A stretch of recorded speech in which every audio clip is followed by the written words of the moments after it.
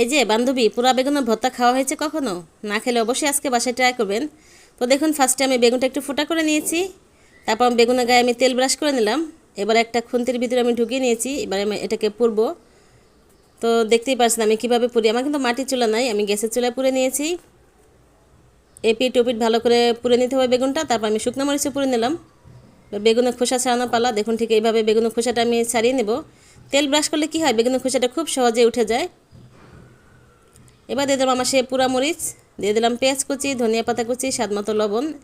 এবার আর কি কষলিয়ে কষলিয়ে এটাকে আমি একটু মাখিয়ে নেব, খুব ভালোভাবে মাখিয়ে নেব। এবার দেখবো বেগুনে পোকা আছে কিনা। মাশাআল্লাহ আমার তিনটা বেগুনই ভালো, কোনো পোকা নাই। এবার বোটাটা ফেলে দিয়ে খুব ভালো করে এটাকে একটু মাখিয়ে নেব।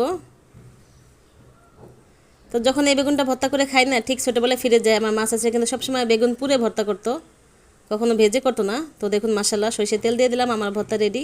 অনেক মজাদার একটা ভর্তা।